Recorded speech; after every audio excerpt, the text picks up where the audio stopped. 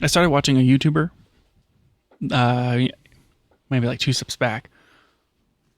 I watch certain people on fitness YouTube, not like the weirdos. I think you're very into fitness YouTube now. Not like super into it, but like you watch videos related to things that you do, and maybe you're looking for training tips or different workout options, or you're trying to, okay, I have a tempo run. What are some good workouts for that, or for sprints, or for like speed training, or how do I swim correctly? Things like that. Yeah, purely hypothetical searches. No, there. like it's just things that one does. Oh. And I have, in the process of this, started following certain YouTubers who fitness influencers. I mean, like a little bit. Mm-hmm. They're influencing you. It's just a good time. Anyways, I started watching this one person, and she is trying to make it into the Olympics for 2028. Similar to you. You obviously have a lot of common ground with her, right? No. I'm more of a Kona guy. Mm. That's not true. There's no way that would ever happen for me. I just can't imagine being that fast or having that much time. Yeah, a lot of training. You'd have to to participate in multiple Ironmans. Yeah, I mean, you can barely even keep up with the one. It's a half a one. It's not even a whole one. There's no way. Anyways, and I want you to guess what the men's qualifying time is, just to make qualifying. Not like you're going to be an Olympian, but what the men's qualifying time is for the United States Olympic team for 2028. For what type of... For the marathon. For the men's marathon. I'm trying to think of what is a normal marathon time? Well, you've run a marathon, we've right? talked about the Boston Marathon and how you have to beat 3 hours, and that's substantial. Yeah. I don't know. Is it 2? Is it that low? Could it be as low as 2? It feels aggressively low. One person, technically there's 2 people who have ran a sub-2 marathon, and one was kind of like wink wink, not really official. Okay, so and the other one was like, this isn't actually a race, and he had a car pacer. Okay, so that's like the absolute cutting edge of what would even be possible. Yeah, one could say that a human may or may not be able to run a 2-hour marathon. So maybe like 2.5. It's 2 hours and 17 minutes. It's pretty fast. Now you've run a marathon. Yeah, what was your time? I was trying to just beat 5 hours. So I'm super slow, and I didn't. I was like 5:01 or 5:02 or something. Yeah, horribly slow. Yeah, terrible. So you got ways to go to qualify for the Olympics. Embarrassingly slow. Like I don't even want people to know. But I'm out there doing it. Do you know what the fastest women's marathon is? I couldn't begin to guess. It's like 2 hours, 16 minutes, and 50 seconds. You have to be faster than every woman on Earth to be on the men's marathon team. Yeah, that's pretty aggressive. A little bit. Pretty quick. It's like, how fast do you have to be? Well, you have to be faster than every woman. Got to be faster than at least 50% of the Earth's population. Yep. I just think that's ridiculous. Yeah, it's pretty fast. A little ridiculous. That margin is like nothing. Because, I mean, you're between 2:02 and 2:16. Yeah, like everybody. Yeah. That's really surprising that for such a long race that it's that tight of a pack. Here's a little 15-minute window. Good luck. Yeah. But, I mean, I guess that's what the Olympics are, right? Like, it's the absolute, like, top people in those sports. And so it makes sense that if you want to get it down to some reasonable number of competitors, like it's got to be like this 0.0001%, type thing. It's unbelievable. I can't even imagine running that fast, Daniel. I used to know somebody who I think in high school ran a 4-minute mile. It's fast. It's like pretty fast. It's like really fast. Yeah. These people are doing like right around 5 minutes or something like that. But they're doing it for 26 miles for like 2 hours. Yeah. It's crazy. I can't even run a 7-minute mile for like 10 minutes. Yep. I don't think that's true. I could probably hold. I can't hold. You could probably do it 1 7-minute. I can hold. I can. I bet I could do 1.5 7-minute miles. That's pretty good. That's still No, it's more not. than It's more than a terrible. lot of. It's terrible, It's Daniel. better than a lot of people could do. But like in the running community, it's horribly slow. Fair. Horribly slow? It's medium slow. I feel like to be a real runner, I have to run sub 10s. Mm-hmm. Like my slow run has to be like 9:30, and it just isn't. Oh well.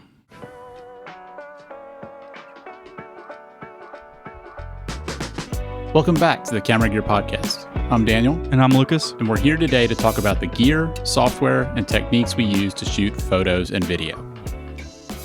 Forgot to put my iPad in Do Not Disturb. There we go. I know you were confused because I had a second pre-show topic, which Yep. was the Osmo Pocket 2, which I am now in possession of. Somebody gave me an Osmo Pocket 2. It just happened to you, basically. They were like, "Oh yeah, I'm gonna buy a action cam for not like an Osmo Action or whatever they're called. I don't know, those DJI action cams for XYZ." And I said, "I mean, what you're doing? Just get like an Osmo Pocket. It'd be like the perfect thing." And they said, "I have one, and I don't use it." I have one, and it was not the perfect thing. No, it's not the perfect thing. Do you want it? Yes, please. Yeah, absolutely. So I've been playing around with that. Nice. What do you think of it so far? A lot more useful and fun than I thought. I thought so. You remember, gonna I always thought that thing was super cool, and you didn't understand the use of it. I'm gonna be honest with you. Now you see. I think that up until this point, I thought the Osmo was the stupidest device ever. I'm like, this is just super dumb, and it's not for me. Mm-hmm. When I received it, I thought to myself, I might be able to convince Daniel to trade me his Insta360 Go for this Osmo Pocket 2. That might be close to an even trade. Well, and I was going to ask you, because you have used the Insta360 Go 3 that I have. You've had it for quite a while now, and I'm curious. I still have it. Yeah, I'm curious what like between those two devices. What do you think between them, and like, are they useful for different things? Going on 7 months. Yeah. I think that the Osmo 2 has better image quality. I think that's believable. And one thing that excited me about the Go 3 is the different types of footage you can get with that little pod. Mm-hmm. I think that the use case for these two cameras couldn't be more different. Yeah, I do think it's very different. And so I think it's hard to compare them. I think it's more of a matter of what do I shoot and what would I use these for? And I really wanted to mess with the whatever the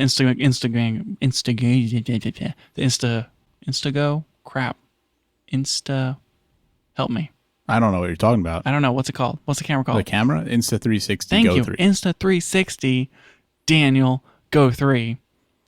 I wanted to record, maybe I'm on the bike or running or a few different Yeah, like a POV shot type thing. Yeah, different things like that. And I haven't been able to figure out how to really successfully start and stop it without the pod. I think I'm starting to figure that out. think that, but yeah, the you user can- controls you are maybe can configure a button for it, but it is a little non-intuitive without the pod. Yeah, the big thing that my takeaway for the Insta360 Go 3 was turning the light back on so that you know when you're recording rather than just kind of hoping you're recording.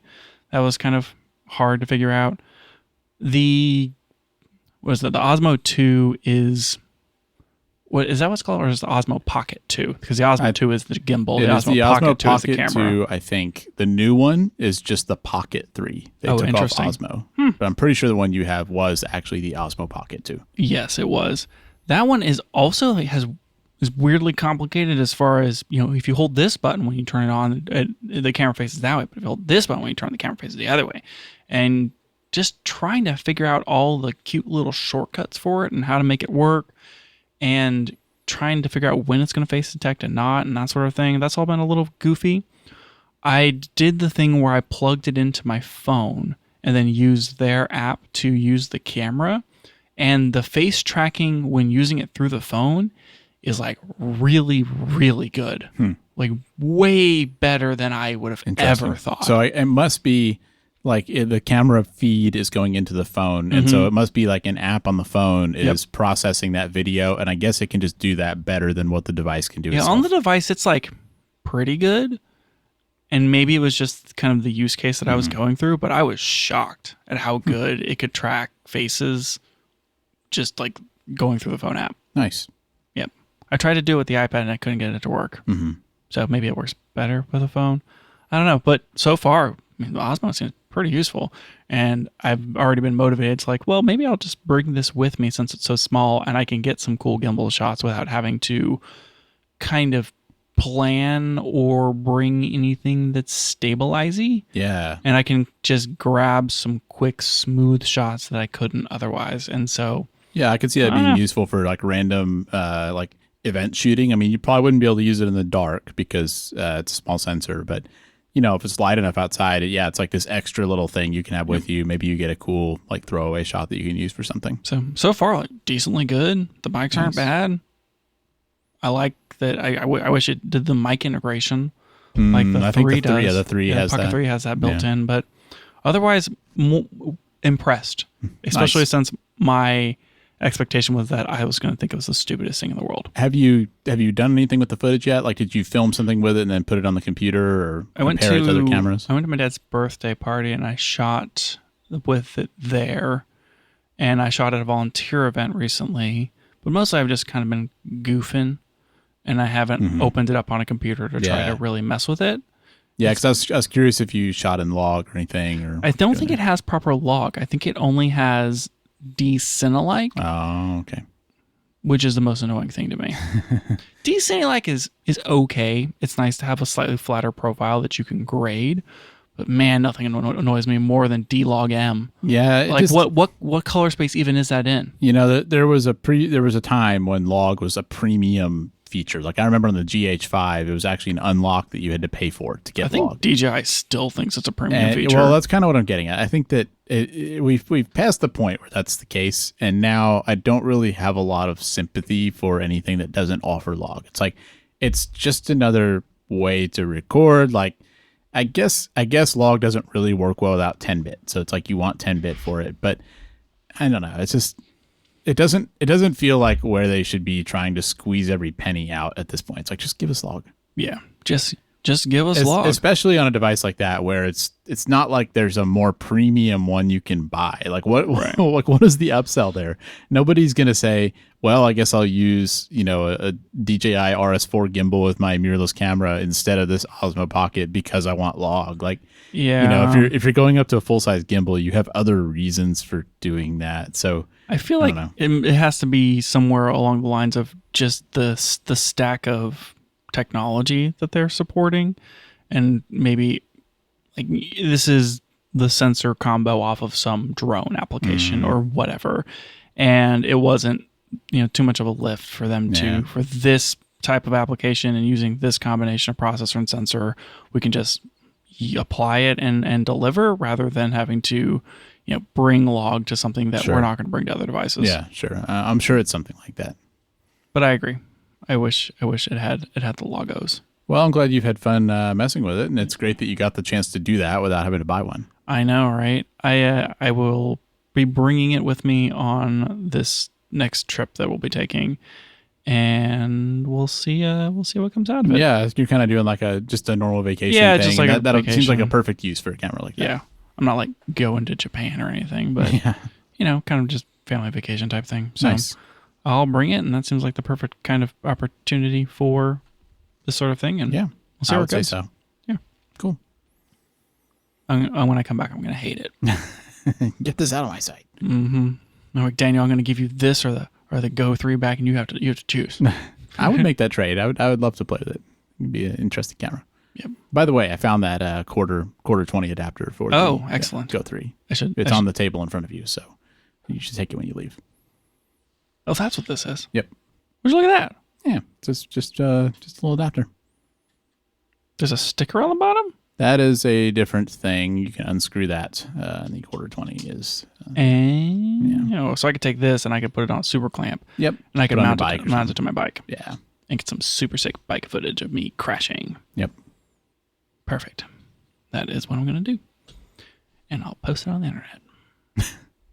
This is Patreon content. Yep. Lucas crashing on his bike. Did you see that video recently of the guy pulled over on the side of the road, and there's like a where he state like trooper runs into behind the him. motorcycle. Yeah, and the bike guy just slams into the back, like didn't slow down at all, just like totally just plowed into just him. looking down, grinding on the bike, and bam. Well, the I've seen two types of commentary on that. One was people saying, "Look at these stupid bikers, and they just think that they just think they own the road, and they do stuff like this just to prove a point." Yeah, they do. Those stupid bikers. I'm sure the guy slammed into the back of the people to prove a point. Like he went right over those handlebars. It looked like it hurt bad. The other take I saw, which the bike was wrecked. I'd like to hear what you think of this. Other people were saying, you just don't understand. Whenever you're biking like that, you just really you end up in a euphoric state, and you're just so in the zone that you're not focusing on anything. You're just flowing. You're just zooming down the road. You're not thinking about anything else. It's like being high. And they said that's why it happened. Those people don't bike. Those people do something else. In my opinion, not that I'm a cyclist. I'm a triathlete, which means I'm bad at all sports. Just super mediocre at all of them. Anyway, sometimes you've been biking a while, your neck gets a little tired of looking forward while in an aero position. And so you just look down for a while, and you're looking maybe 5 feet in front of you, and you can't see past the lip of your helmet. Yep. And you're just kind of taking a little neck break. And maybe you took a neck break a little too long, and you didn't see the motorcycle that was in the shoulder in front of you. I see. Have you seen, if I mention like the glasses for reading lying down, do you know what I'm talking about? Yeah. So that's a great idea. Basically, you need that, but the in other the opposite way. Daniel, you're really onto something here. Really, you just need a strategically placed mirror down in your bike, so you can see if there's a motorcycle, parked in the shoulder where you're zooming by in your bike. I mean, that's genius. I think you're onto something. You have a 3D printer. We can make it happen. Well, Daniel, I have an idea for Kickstarter. It's a little outside the normal range of what we cover on this podcast, but there's maybe some optics involved, so maybe kind of sort of related. I think this could work. I think this would go places. I mean, someone's gonna be like, yeah, I do need a mirror so I can look down and see forward just in case. There we go. I mean, it's genius. Perfect. We're real entrepreneurs. Yeah, we're off to a great start on the show. We should talk about cameras. So I had wondered how long we needed to set aside to talk about the RX1R Mark III. Yes. And right now I have it as the last thing in the show notes. And I feel like if we don't start with it, we'll never get to it. I think you might be right.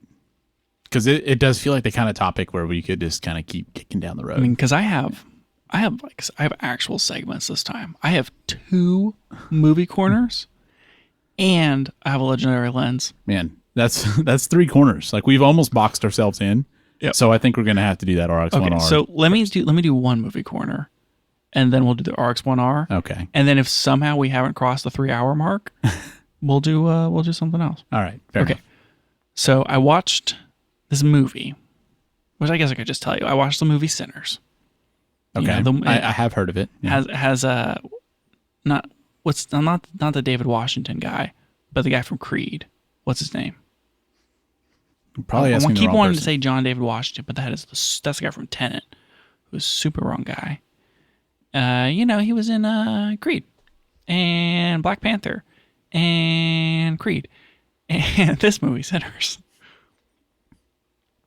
It's coming to me. It doesn't matter.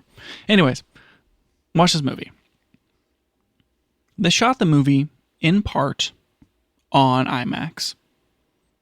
And since they were shooting on film, as you know, they want to mix film with film. And so they couldn't shoot the whole thing on IMAX. Which seems like it's pretty common, right? Like most movies that have IMAX are not fully shot on IMAX. IMAX cameras are so loud, you just basically can't record audio indoors with them. Yeah. You're limited to what you can shoot in IMAX. And so they shot as much as they could in IMAX, but then they decided that they wanted to shoot the rest of it in 70 millimeter Panavision. No one's ever mixed IMAX and Panavision footage together. First time for everything. Particularly in that IMAX is 1.49 to 1 and 70 millimeter Panavision is 2.76 to 1. That's like us filming our videos where we have to deliver in vertical as well as in 32:9 ultra wide. Like, no joke. It's like watching like a vertical video and then switching it to this horizontal video. And that sounds kind of disorienting. Like maybe they went a little too far with that. When they brought it to like in theaters, I can't imagine what that was like watching in theaters where you're on IMAX with this 1.49 to 1 and then you crop down to this mega tiny window of it that's just as wide but like super vertical crop. Well, and I don't know. Do you know like what was the split in terms of like how much was IMAX, how much was not? Yeah, I call it 60-40. Okay, so pretty even. Yeah, it seems like, I don't know, it just seems like it'd be kind of disorienting after a while. So that's kind of like why I want to talk about this and aspect ratios and that sort of thing. For reformatted for your screen or whatever. Remember that like intro for every VHS tape where they crop the sides off into everything full screen? Yeah, especially back in the days when they had 4:3. Yeah, ridiculous. Those monsters never do that. They did it here for this movie.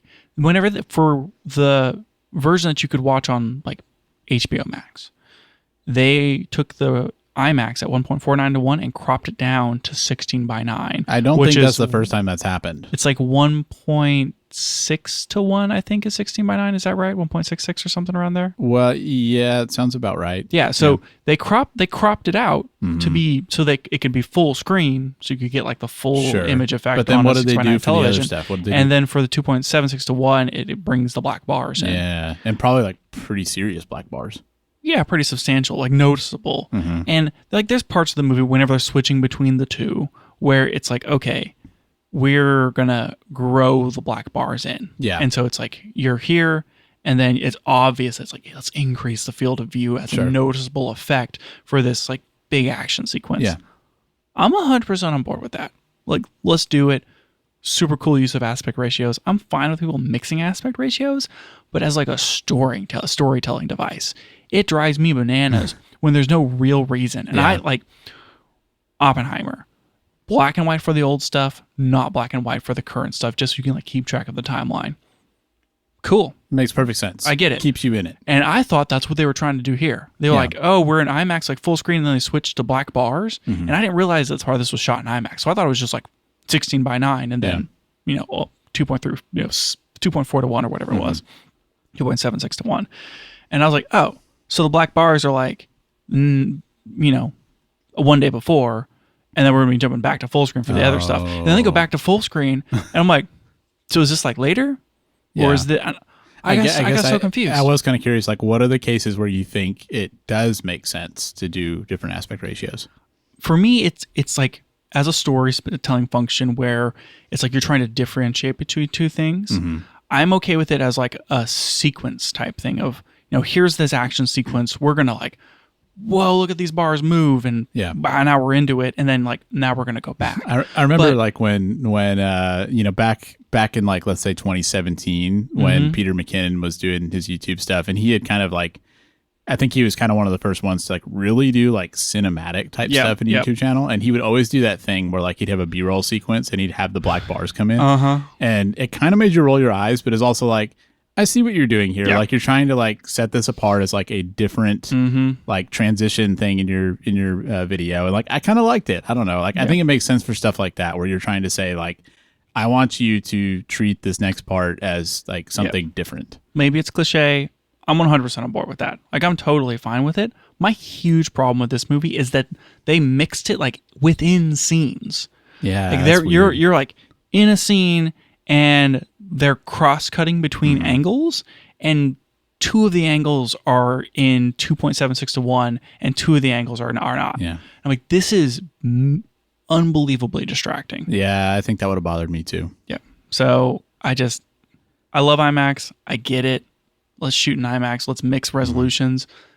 In my opinion, the way that they did this for Sinners was a disaster. I'm curious, did you look and see if other people felt that way?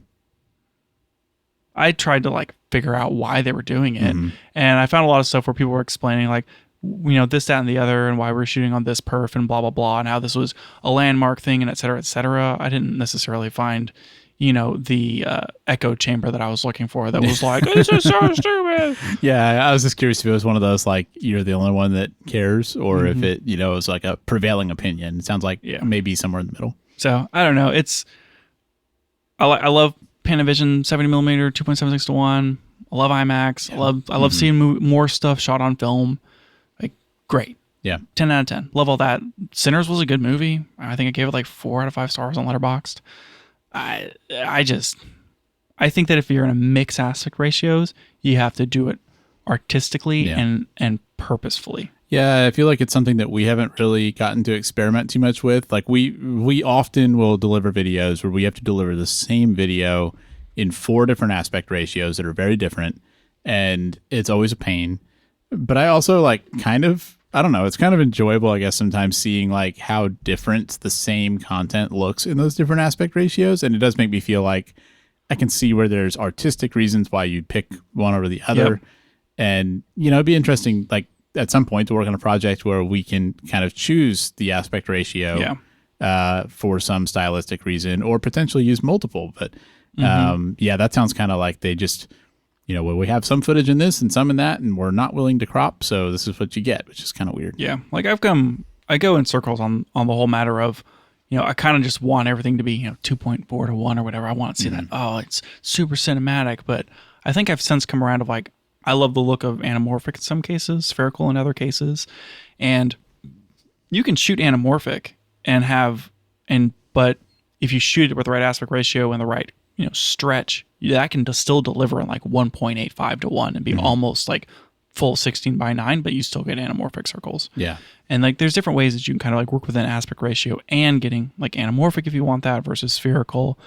And like the Zack Snyder cut of Justice League, sorry to invoke that movie. He wanted that movie to be 4:3 because he wanted it to feel like everyone was taller and have this kind of, wanted the superheroes to feel bigger than life in this sort of way. And maybe that doesn't play as well on like your TV. I don't know. But that was like the whole concept of like how we can frame the people and how you can fit them within the frame and like what that feeling it delivers to shoot in this taller aspect ratio. And I think that that's the right choice. It's like, what's the feeling I'm trying to invoke? What is the look I'm trying to do? Am I trying to capture these like huge landscapes, like shooting Lord of the Rings and, a wide aspect ratio makes way more sense than shooting it in a vertical aspect ratio because you want to capture like all these beautiful landscapes in New Zealand and like get the scale that way versus like, okay, we're focusing on maybe more intimate shots between, a couple people in the scene and we think we can frame it better and get closer, like focus on faces, not sort of if we shoot in maybe a more square aspect ratio. So I think you have to do it artistically, and I think just mixing and matching because the cameras are cool, while I totally understand that, is maybe regrettable. Yeah, I would say so too. Cool.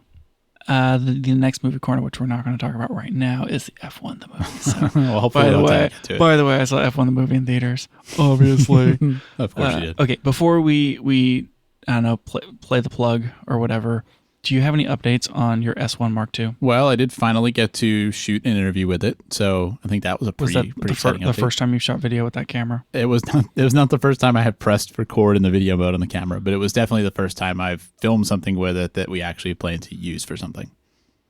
So, any feedback on that? I don't know. Not. I still feel like I've got minimal experience with it, but overall, like I think it went pretty well. I know you haven't done all the color grading yet to try and match it, but I mean, at first glance, it seems like it matched decently enough with the other cameras without doing too much work to it. So that's a good sign. Yep. And we did shoot that color chart, so I got to mess with that. Yeah. Shooting wise, it seemed very reasonable. I liked having the luminance spot meter. I did take time to like set up all the buttons the way I wanted and stuff. And I mean, it works the way I hoped it would. Seems like it works well. I guess the battery life was maybe a little disappointing. It seemed like... did you shoot only with an internal battery? Yeah. You haven't like rigged it out or anything. No, Did you buy a cage? I do have a cage for it. I had a cage on it at the shoot. But I don't have a full rig set up for it because my rig is still basically like is set up for my XH2S. Oh, you're gonna probably just move those components over. Exactly. So once you have a chance to really look at the color, and once we feel like if we feel like it can get promoted to being like a B cam or something, then I'll just move my rig components over and make that my main setup. I would still like to do a controlled testing where we shoot specifically the color card rather than trying to capture it quickly. Yeah, I think that'd that be sort good. of thing. So Yeah. But yeah, it went well. I got the time code linked. So we had 4 devices in that shoot, all using the same Bluetooth time code. Yeah, boy. And it all connected well and all that. So pretty happy with it so far. I'll have to keep testing it. I'm gonna need more, Daniel. I need more from you on the S1 Yes. Mark II. Oh, I do really like the flip tilt screen. That has been I've appreciated that several times so far because I love being able to close the screen against the camera when I'm not using it. And that's something that bugs me about cameras like the X-T5 that don't have a flippy screen, because I feel like I've got to be like careful when I put it in the bag to not rub the screen on something. So I like being able to close it. And I like knowing that if I'm filming myself, I can flip it around and, frame the shot or whatever. But definitely if you're doing handheld shooting, it's so much nicer having the screen like on axis with your, with your camera. And it's not just that it's more ergonomic, but I also like pretty frequently want to have the screen tilted when I'm shooting video because I'm not holding the camera, right at eye level. And so like on the XH2S or any camera with a flip screen, I'm flipping it out and then tilting it. And I just do not like doing that because I feel like I've got my screen on the camera kind of like hanging out into open space. And it just feels like it'd be so easy for somebody to bump into me or whatever and like break that screen off. Can you imagine? Just snap it off. Yeah. And so I like the tilt a lot better because it's kind of like it makes everything more compact. It feels a lot more rugged. So that's been a really nice improvement. I'm glad we're starting to see that on more cameras. And I like having it on the S1 too. Nice. Yep. We'll be back in just a moment, but we wanted to let you know that if you'd like to support the show, you can now subscribe to us on Patreon. It helps cover our hosting costs so we can keep the show running, and you might find an occasional behind-the-scenes post on there, like some photos we've taken recently or a mini review of some new gear. If you're interested, you can find us at patreon.com/cameragearpodcast. Okay, Daniel. What did you think of the release of the RX1R III? As soon as I saw it, I said, this is going to be in our next podcast episode because you have talked for so long about how you wanted to see a new version of this camera. I've pondered buying a used RX1R Mark II. Yeah, I remember when we were talking about the Japan trip, you were thinking, maybe you'd look for one while you were there. Maybe you'd find a good deal. I mean, I did find one while I was there, and I thought to myself, should I buy this right now? I did not. You did not. And it's a good thing I didn't because there's a brand spanking new one. Now there's a new one. Yeah, which I could totally buy. Yep. So the other thing I thought when I saw it, and I know we're going to go through all the specs and stuff, but the price really surprised me. That has been almost the only talking point on this camera. I don't see how it couldn't be. Do you think that's the most important talking point here?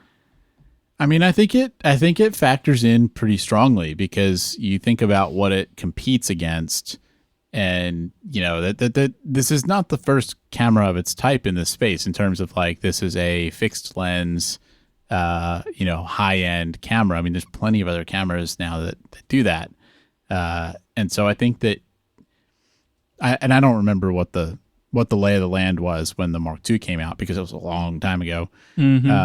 But now there are several competitors above and below this in price, and it's like it's entering into a like kind of crowded market, and so I think that makes it have to compete on price, and so I think it's an important part of the camera. I mean, to put it in perspective, so I'm sure that at this point everyone knows this thing costs $5,100. It's so much money. And an A7CR costs what, $3,000 new right now? Yeah, assuming you don't find some sale or something. And then you can buy a Zeiss Loxia, I can't even pronounce that, 35 millimeter f2 for $900. Yeah, so $3,900 for similar similar sort of right. thing. And both of those are sale prices. So like 3,200 not on sale, and then I don't know, 1,400 not on sale. So Okay. if you ignore the sale prices, you could argue that it's $4,600, and then you chuck in 10% for tariffs, and now you're at 5,100. I see.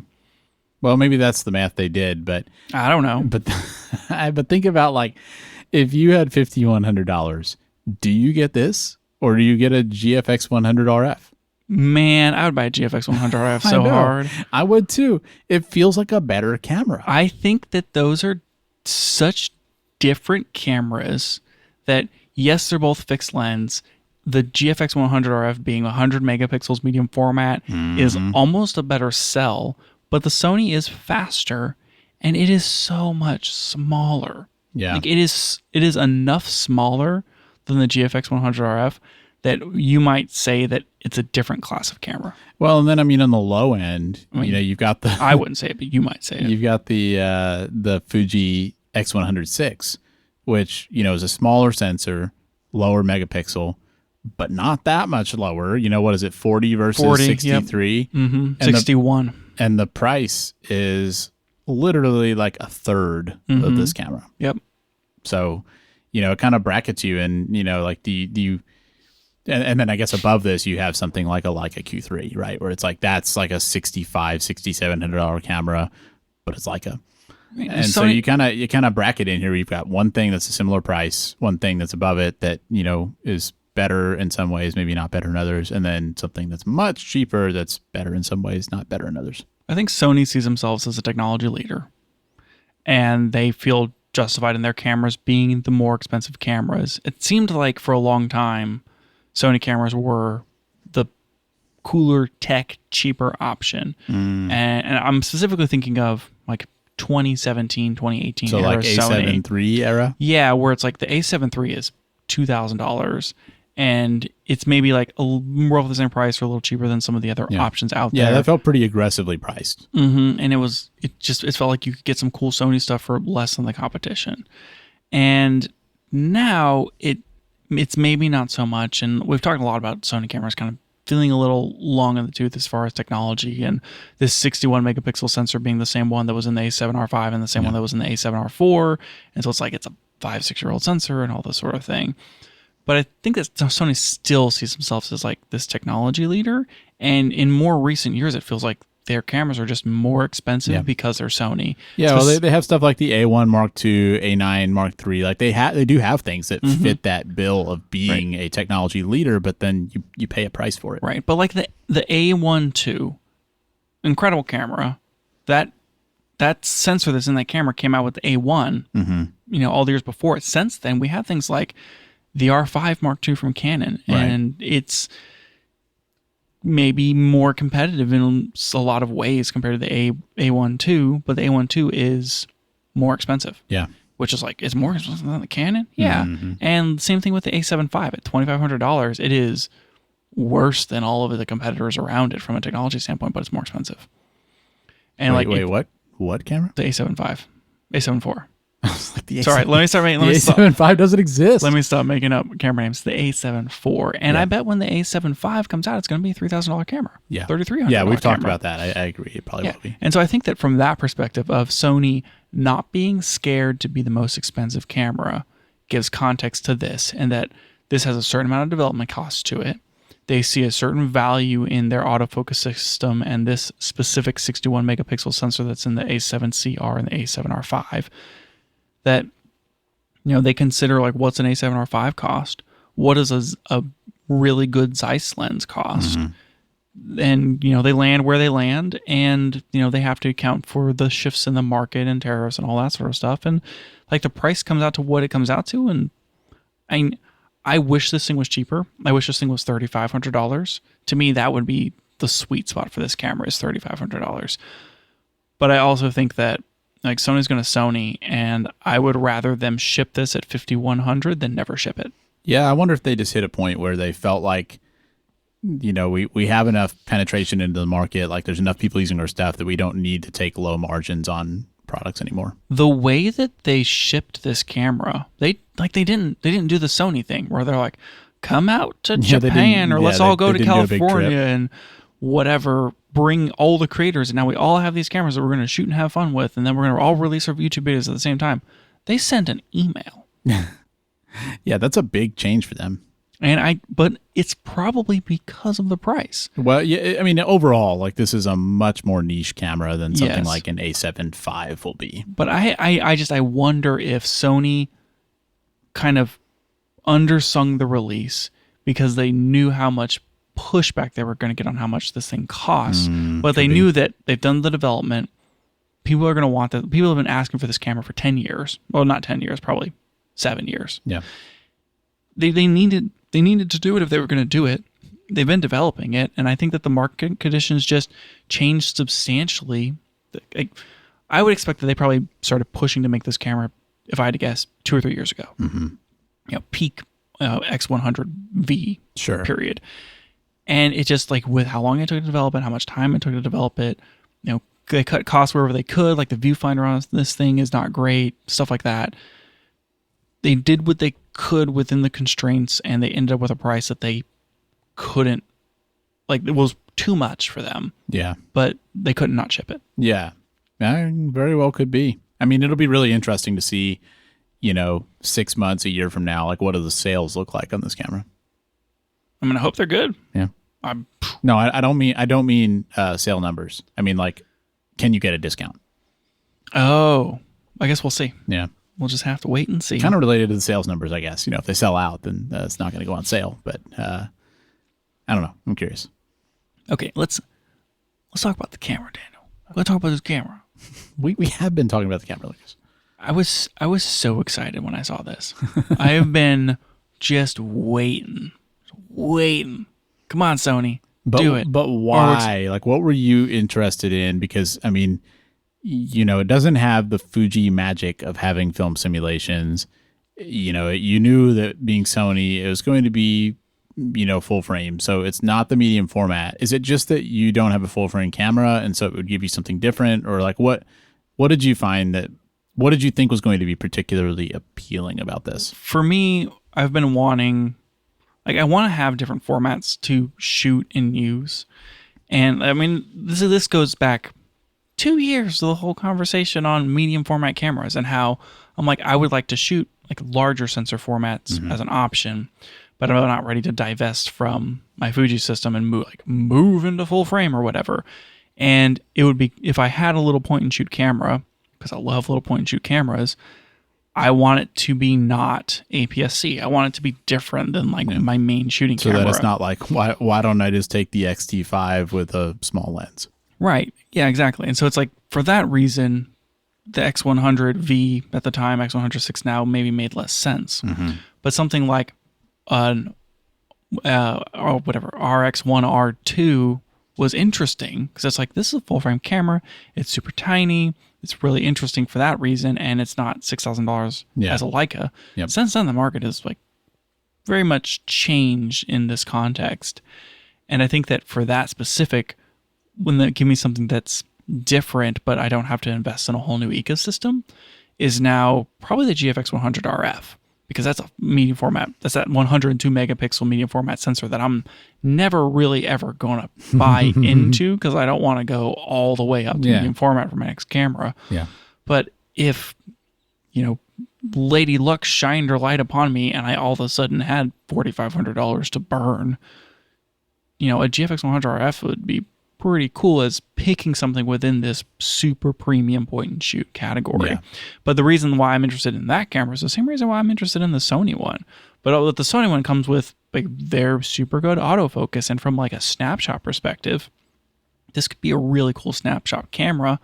But then on top of it, you're getting that full 61 megapixels, and so you can take really amazing resolution photos. You can do all this cropping, and you can get it has the same crop modes that the Leicas do, right? So yeah. So you can get professional images, but in something that is extremely compact. Yeah. And a lot of the pictures that I take I'm going to bring my camera with me and take pictures while I'm traveling or hanging out with friends or whatever. And that's having something that's super good but super small and easy is really appealing to me. And that's why I've always been interested in the RX1R line. It's just been so expensive, and I've thought that, okay, maybe like with an RX1R III, if that came out and it was in that range, like call it $3,500. I mean, that maybe I could convince myself to do that. $5,100, no way. Well, like I said, I think there's two problems with that. Like, one is that it's just a really high price, but the other is that then it's literally right in the same range as the GFX 100 RF. Yeah. And for some people, you included, that's going to be the more appealing camera. Yeah, I think that the specs on this thing make it a little difficult for me. The 61 megapixel sensor, obviously, great. Glad they picked it. That's what they needed to do. It's 20 more megapixels than the last one. Great. Yeah, it would have been really surprising, I think, if they hadn't used that sensor in this camera. Yeah, and they're not going to release like the new A7R6 sensor in this camera. Yeah. So I think that's the right choice. But the lens, I think, is the exact same lens that was on the last one 10 years ago. The last one had a Zeiss 35mm f2 lens with the Sonar T-Star coating. Yeah, I mean, so maybe it's like a newer variant, but they didn't make it sound like it was. Yeah, like could be, but I kind of doubt it. I think this is probably just the same lens. But like Zeiss lenses are... I mean, Zeiss lenses are good, but lenses have also come a long way in the last 10 years. Yeah, for sure. And so I don't know how much like lens correction profile stuff they're doing here.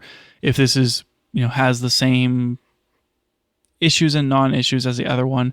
It's still a really good lens, but it's not a different lens. Yeah. I think 35mm is a good choice here. I probably would have been just as interested in like 27 or 33. Yeah. I don't know. I think 35 kind of makes sense for this type of camera, but I guess like the Q3 is 27 millimeters. Is it? Yeah. Yeah. And like the what is the X106? That's 23 on APS-C, which is about 35. Right? No, it's 20. Yes, 23. Yeah, you're right. Yeah, so it's about 35. Yeah, I was thinking 27, but that's the pancake lens. So it's the Leica's 27. This is 35. 35 equivalent on the other one, and then the GFX 100 RF is what is it? It's like 30. I think it's 35 on that one, and then it crops down about a 27. If I recall. Yeah, interesting. So I think like slightly wider is maybe, especially with the higher megapixels. Yeah, because you could always crop in, but you can't crop out. Yeah, exactly. This one does have those crop modes, and so that's at 61 megapixels at a 35 millimeter. If you crop to 50 millimeter, it's 29 megapixels, and then at 70 millimeters, it's 15 megapixels. So you're losing a little bit at 70, but the 50 millimeter, 29 megapixels is still pretty good. Yeah, for sure. I don't love the concept. Like, I love that you can crop with these cameras. I think it's super, super useful, and it's a great feature.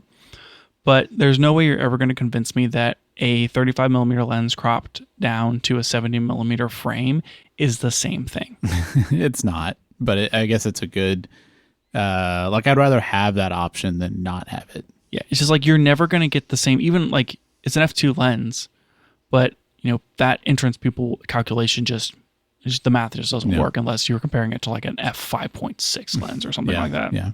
I always just have a hard time actually taking advantage, thinking about taking advantage of something like that. I feel the same way about like the crop photo mode on the Lumix camera. It's like, I know I can do this, and I know if I'm trying to do photography and like get my photo out of camera, I can see the value there, but I just can't convince myself that I'm not throwing some data away, and knowing that I could just crop it in post if I really want to crop it down. Yeah, but maybe you don't you want to shoot RAW plus JPEG or something. Yeah, that's true.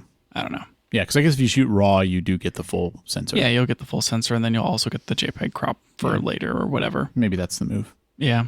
So, kind of some more information on this camera, I guess. It's just like the same. It's the same Sony stuff, right? They're just putting the same things in. It's got the Bion ZXR whatever AI processor. So does that mean it can do all the tracking and all that stuff? Yeah, supposedly it can do all that tracking stuff. It can do 4K 30 video, which fine, but maybe this is more of a photo camera than a video camera. I think if you're doing video, you're probably in the ZV series. Yeah, I imagine so.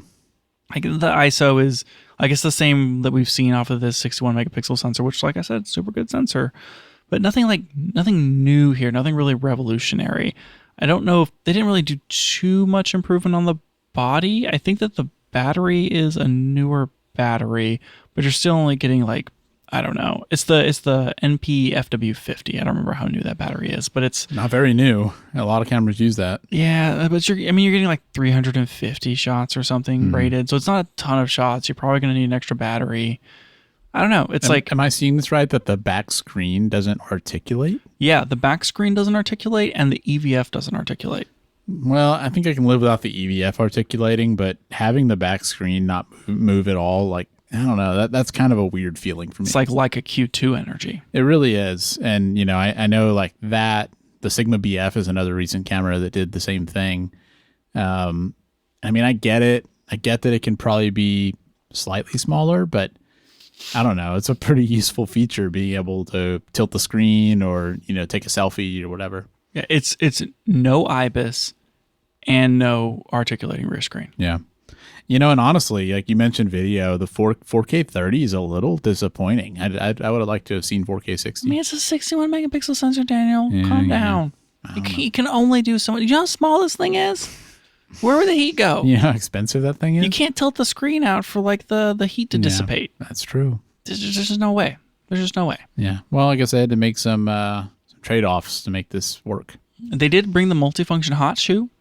It's got that going for it. Yeah. You can actually put a flash on this one. What was the one that didn't? Is it the X half? Yeah, it was the X half that we're complaining about. As far as screens, it's a 2.36 million dot viewfinder, which is pretty mediocre. Yeah. Especially for like a $5,100 camera. That's not great.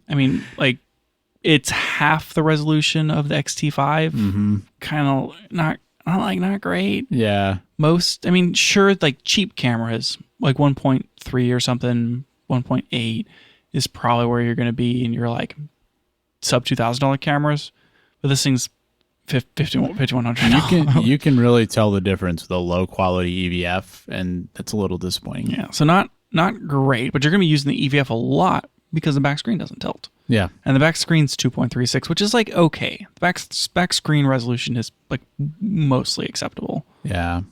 I don't know. I'm a little disappointed in those decisions, I think. Yeah. So like EVS it was a bummer. Lack of tilting is a bummer, and the price is a bummer. Mm-hmm. I think everything else on this is exactly what Sony needed to do, and like right up the middle. Yeah, but I think that's kind of to me that's a little bit of a downside for it, because I feel like I'm looking at it and I'm seeing downsides. I'm seeing that it's expensive and the EVF and screen, are not really doing much for me. No IBIS, nothing like that. And then I look at what it can do, and it's like, this seems fine. I get it, but there's not anything about it that's really wowing me or feeling like really exciting. That's because we haven't talked about the two biggest features, Daniel, and that's film simulations and how big it is. Film simulations, huh? Are you looking at these things? They added 4 film looks to their creative profiles. Creative look. There's already 12 creative look presets, but now 3 of them are film styles. Good on them for doing it, but it's not as flexible as the Panasonic thing with the LUT Lab, and they don't have as many film simulations as Fuji does. I would say that the FL3 has the teal sky look of classic chrome. Yeah. But it's just kind of like okay. And then FL2 has the washed out look of maybe either bleach bypass or classic neg. Mm-hmm. And then I don't even know what's happening in FL2. That photo is so underexposed I couldn't even tell you what they were doing. Yeah. Yeah, it's FL regular. FL1. They're showing like 4 examples here Yep. of some different modes, and these pictures seem fine. I don't have any complaints about it. It's like I guess I'm glad they're offering things like that, but it's not very many choices, and it doesn't sound like it's that flexible. When I think of Sony in a metaphorical way, I think of them as like a robot, but like what? Yes. But like one without a soul. Well, and that's honestly how I've always felt about their color science in their cameras. I've always felt like what you get with a Sony is something that's going to reproduce the colors very accurately. Beep, boop. And just kind of not much character, not much like adding or taking away from what's there. It's just like the picture has been captured. Yeah. And so But sometimes that's what you want. yeah, oh, I mean, yeah, it's not a bad thing, especially like if you're doing video or something, Yeah. and you're going to want to apply a look to it, like Give me but- the most technically accurate thing, and then let me do the thing with it after. Yeah, it makes sense. We've talked about that before. It makes sense on this camera where a point and shoot type thing. They're maybe wanting it to be a little more casual. I think it does make sense. I mean, it's just like end of the day, I'd like to have both options. Be able to use like a film simulation mode or a natural normal profile. But I don't know if they've gone far enough here for it to like, especially if you're competing against something like a Fuji GFX100 RF that's going to have like lots of film simulations. It's kind of falling short on that part of things. And maybe that just comes down to the marketing and how Fuji's like, dude, look at these. This is classic chrome, and it's like a full film, and here's like a whole story about it. Nobody's going to beat Fuji at that game. Like that is what Fuji has leaned into, and it's hard to imagine any camera brand coming in and doing that better. I think the Panasonic LUT Lab thing is the closest I've seen, and even that doesn't have the same like it doesn't have the same like artistic hipsterdom that the Fuji ones do. Well, like Fuji has been doing it for 10 years. It's not like this is a new thing. This is just like Fuji cameras and how they are. And I mean, I love it, but whatever. To me, these film styles that it's like Sony put them in, to me, it feels like to check a box. And they exist and they seem fine. And they just, to me, it's like just kind of the same Sony thing of like, we have it now too. And there you go. Okay, let's talk about the size. I am not going to make you play my game. We're just going to talk about how big this thing is, which it weighs about 1 pound. It's pretty light. I used only American units in here. Comparatively, the GFX100 RF is a half a pound heavier. That's pretty substantial. What's the size difference between those two? Okay, so all of these cameras that are like digital point and shoots, which we're going to compare to the X100. I have the X100V in here, but the X100 is basically the same size. GFX100 RF, Leica Q3, GR3, and an A7CR with a size 35mm f2. Sure. These are my comparison points. Makes sense. As far as like width, all of these include the lens, and all of these are like within reason of each other.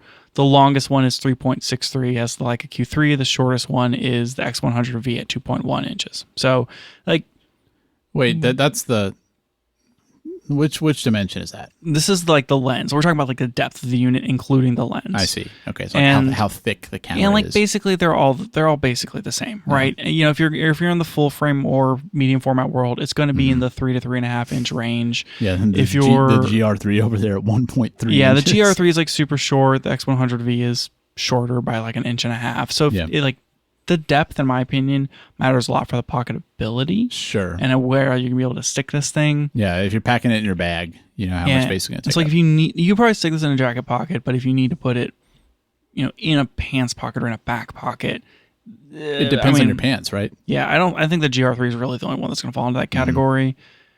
So like that's just to get the depth out of the way. It's got the lens on it. It's short enough for what it is, and it's fine. Yeah. For the width and the height, I think these are kind of the more interesting points. Other than the GR3, the new RX100 III is the only one that's coming in under 5 inches. And that's in the length. longest dimension, which is going to be like how wide the camera is if you're holding it. Mm-hmm. Yeah. And it's beating everything else by half an inch at least. Yeah. It's even less than the A7CR by a little bit. Yeah, it is. Like it is really short at 4.5 inches. Mm-hmm. And if you look at this it's almost picture, a you've got a full picture inch. of the camera here, like from above. Yep. And yeah, like I'm looking at this standard, basically E-mount lens, and the lens takes up most of the front of the camera. Yep. Yeah. It's very small. Yeah. I mean, it's definitely smaller than an MX Master 3. And it's it's almost an inch less than the GFX100 RF. Yeah. It's pretty narrow. And then if we're talking about how tall it is, which I think matters quite a bit too, it is 2.75 inches tall. And so it's like maybe 1/4 inch shorter than the X100V.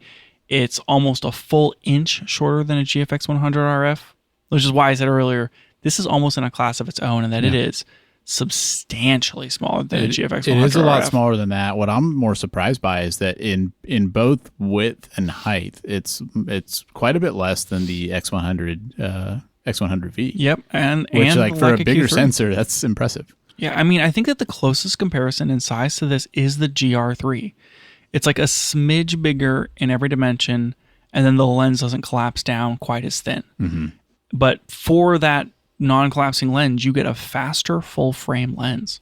I think the GR3 is what, an f2.8 lens? Is that right? Yeah, and it's like a 1-inch sensor. No, GR3 is APS-C. Is it? Okay. Yeah, but you're getting f2 on a full-frame sensor for the Sony. So I think that from a size perspective, this is like the best bang for your buck in size. I think you are getting the most camera, like high-end options in the smallest package that you can. I mean, that does fit with Sony's strengths. Their full frame cameras, like even the interchangeable lens ones, have always been a little bit smaller than everyone else's.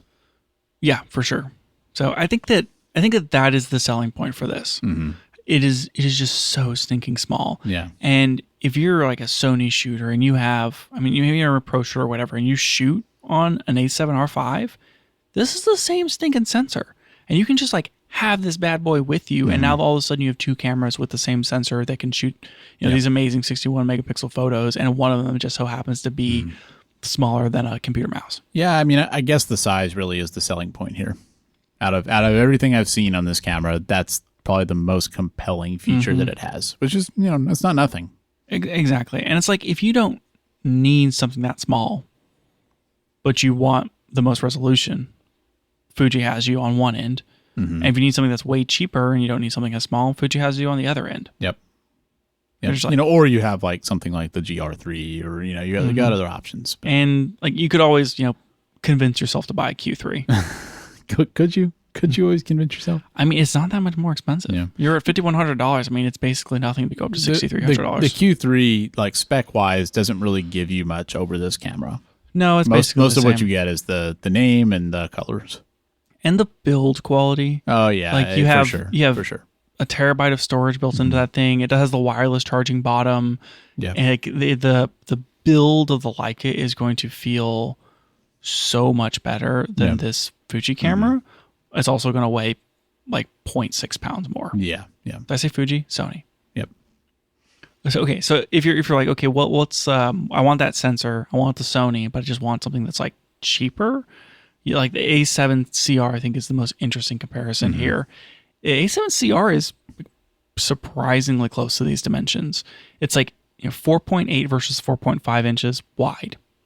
It is 2.8 versus 2.75 inches tall, and like it's 2.5 inches wide. So, but that's without a lens. So, like you add a lens to it, now all of a sudden you're probably at 3 to 4 inches. The A7CR is like so really close to the size of this thing, and you could kit out an A7CR, like maybe get one of those 40 millimeter or 27 millimeter like contemporary Sigma lenses, which maybe those aren't as good as those Zeiss, but like you could get one of those lenses and come in under like probably about $2,500. Wait, $3,500. Sorry, I missed $1,000 there. Yeah. I think the A7CR is a really cool camera. If I was in Sony world, I would be considering something like that for, like I want a good photo camera, but maybe my main body is more of a, hybrid or video focused things. Like I'm not going to go for the high megapixel sensor. Like it really, at a higher price point kind of fills a similar role to like why I got the Lumix S9, where it's like I want a small camera that's full frame that I can take on trips and have something more compact. So I think it's a really cool camera, and yeah, it's not going to be as pocketable as this, especially once you add a lens. But considering the rest of the specs are pretty similar, that's if I was a Sony bro, that's what I would be comparing this against rather than some of the other options. The rear screen on the A7CR is like unfortunately poor at like 1.3 million dots or something like that. That's quite a bit lower than this one. It's not great, but the viewfinder is pretty much the same. It's that same 2.36 million dots. So the viewfinder on this and the viewfinder on the A7CR are pretty much the same. if you're not too worried about that back screen, which does tilt on the A7CR, which is why it's like a smidge thicker, couldn't be a better option, honestly. Yeah. Well, and just the ability to change lenses. Maybe you want to have a longer lens for certain. Put an 85 on there sometime or something. Yeah. It's more flexible and it's a lot cheaper. I think it's interesting that the A7CR is like basically the same size as an X100V. Yeah. Yeah, you look at these numbers, and one thing that stands out is that the X100V, or like the X106, is the same size. Not really that small. No, it's not that small. Not that small at all. It's a cool portable point and shoot camera, but it's not smaller than like an XT5. No, it's not a small camera. If you want a small Fuji camera, like you're gonna go get an XM5. Yeah, or which is incredibly tiny. Maybe the new XE5. XE5 would be a pretty interesting comparison to this. Mm-hmm. I think that the XM5 is actually smaller than. I just feel like if you're looking at this camera and considering this camera, I almost I kind of said the Fuji stuff, like the Fuji X100 series, as a joke earlier, because if you're looking at a camera in this price range, I feel like the Fuji stuff is just not what you want for some reason because it's so much cheaper. I don't know. Are there really people cross shopping those two? I would think so. The XE5 is almost the same size as an A7CR. So much so that I'm wondering if I put in the wrong dimensions for an A7CR. Holy cow. This thing is like stinking small. I don't think I realized how tiny this camera is. Yeah. Or I always forget. Like I said, that's Sony's strength. They can really pack stuff in there. Really pack it in there. Dan, I'm coming away with this thinking that I need an A7CR. It's more approachable, and you could envision a world where you find a used A7CR for a price that would be reasonable. I'm gonna set up some Google alerts for a used A7CR. I think that's what I need in my life. Yeah, it really does fill a different use case than the GFX100 RF. Like price wise, I would have a really hard time buying something like this over the GFX100 RF because I just think like I'm going to be getting medium format, 100 megapixels, film simulations. That just seems like the way to go. But the GFX100 RF is pretty big. Like you're not going to be casually putting that in your pocket. No, definitely not. The camera's huge. Yeah, man, I kind of just want all of these cameras. I should definitely get an A7CR, right? Yeah. I bet you can find a pretty affordable used. I mean, I'm not going to say cheap, but I would think you'd be able to find one used in like the mid 2000s somewhere. Like 2005 or something? Yeah, that's what I was thinking. If you could go back to 2005 with an A7CR, you would blow people's minds. Oh my gosh, could you imagine? It'd be like, it's how many megapixels? Oh my gosh. We get it in silver. That's a little more. I'll have to get it in black. Ooh, 10% off on overstock items. $2,725. Is that for a new? On KEH. Oh, it's on KEH. What's the condition on that? That condition is like new minus. Man, you need to get some BGN, some bargain. I don't even have a BGN version. Yeah. One day, I'll keep my eyes open for it. If I can find an A7CR for less than $2,200, I'm not gonna do anything. Someday about it. You'll find one at the garage sale at the local camera store, and it'll be like absolutely just like someone has taken that camera to hell and back, totally beat up, but it'll be like $1,400. Maybe that's the. You know what? We should go ahead and take some time and talk about what lens I would put on that, and spend that with the rest of the episode talking about that. I think so. No, let's go through my discussion points. We talked about the price exhaustively. Is this camera what we wanted, Daniel? You didn't want it at all. I didn't want it. Is it what you wanted, Lucas? Almost. Yes, I wanted it to be cheaper. Ignoring that, it is what I thought they should do. I wanted this sensor. I wanted that body. I wanted that lens. I wanted the autofocus system and the new whatever AI processor stuff. They slapped all that in there. That's exactly what they needed. I wish the battery was better. I wish the rear screen tilted. And I wish the viewfinder was higher res. And I wish it was cheaper. Yeah. I think you really summed it up. Yep. So to me, it's a B, right? Like it's what I wanted, but not in the way I wanted. Well, and like I said, to me, it just didn't blow me away. I'm not. The size I think is maybe the most impressive part, but I don't look at it and think like, wow, they've really Like they've really been the technology leader here. They've really like pushed something forward. This does something that no other camera can do. That's exciting. Like I'm just kind of like, yeah, I think these features make sense. You know, like everything makes sense. You see all the specs and you kind of nod, but it doesn't make me excited. Is this because it was predictable? Oh, it is predictable, I guess. Like, if we went back a year and you said, Lucas, write down all the specs of the RX1R III. Mm-hmm. I think you would have basically come up with this list. I think you would have put higher spec EVF on it. Yeah, I would have been a little shocked about the not having the tilty screen, but literally, I would have described this exact camera. Yeah. I think so too. And that's kind of how I felt. I was really excited when it came out, and I was like, "This is so cool!" Well, and sometimes them coming out with a new thing is that it's kind of nice because it's like, okay, they're still interested in this segment. Because I think after 10 years since the last one, that was definitely in question. Like, will Sony ever make another camera like this? And so, you know, maybe for people who like this class of camera, you know, it's exciting that they're still interested in it enough to produce this. But the camera itself is just kind of like, okay, yeah, makes sense. My other question was, what should they have done better? But I feel like we've essentially hit all of those points. Yeah, the price. They should have done the price better. They're not going to release a new fancy technology with this camera. Like they did it with the ZV-1 series, where here's this cool AI tracking feature or whatever. E1, I think, yeah. But I think that they know that this is so niche and so out of price range for a lot of people. Maybe I'm wrong here, but they didn't really release anything new with this other than the film simulations. Yeah, I mean, I think the use case of this camera is kind of what sets it apart. Whereas like maybe somebody would have, when the ZV-E1 came out and had those AI features, I could picture somebody saying, you know, I was thinking about getting this Lumix camera, this Canon camera, or whatever, but Sony just came out with this exciting new feature, and I think that is going to be my selling point for why I get that camera.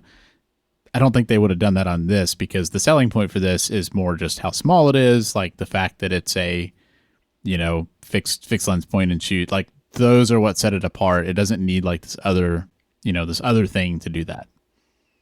I don't know. I would have liked to have seen something exciting, but I guess it doesn't surprise me that they didn't do that here. Even with kind of all the negative talk around it, I still really like this camera. I really like what it is, and I'm like legitimately excited about it just existing and being in the market.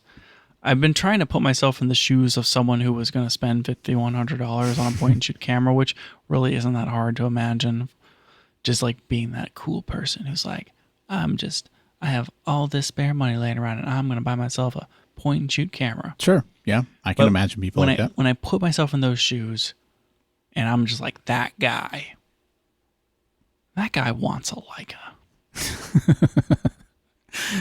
Yeah. Isn't that funny? Like when you first look at this, you think, oh, GFX 100 RF is the competition, or oh, Fuji X106 is the competition.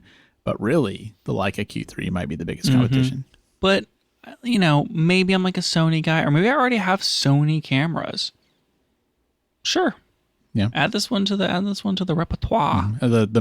You've already learned how to navigate Sony's crazy menus. So that's not going to be a burden for you. Exactly. I still see these cameras as, here's an opportunity for you to get into a certain system without going all the way.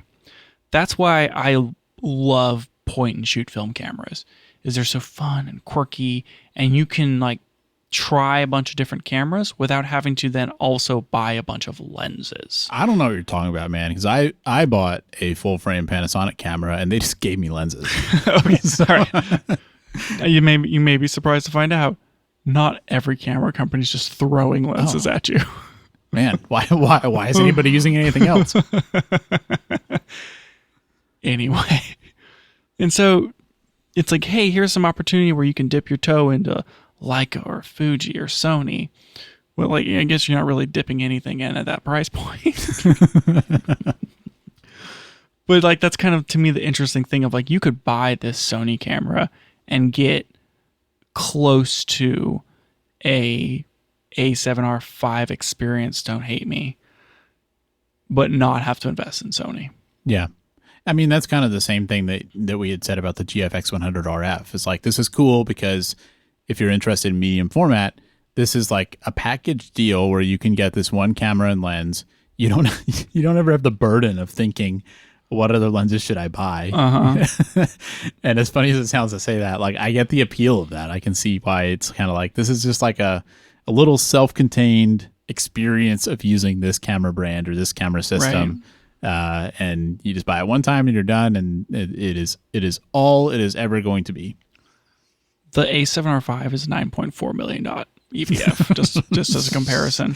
Well, yeah, like the S1 II doesn't have a great EVF, and it's still like 5.76 million or something. I think that argument of the, you're vacationing in another camera ecosystem is so strong for the GFX100 RF because it's so much cheaper than every other GFX camera. And you're getting the full experience. You're getting that 102 megapixel sensor, and you're not having to invest in all this expensive medium format glass and the camera. And getting into that system is like, sure, you could buy like a 50R, but it's not the 102 megapixel sensor. You could buy like the 100S, but even then, like, it's just so much more expensive. And as somebody who does both photo and video, if I'm thinking about any APS-C or full frame camera, I'm thinking, well, if I buy lenses for it, at least I can also use them for video.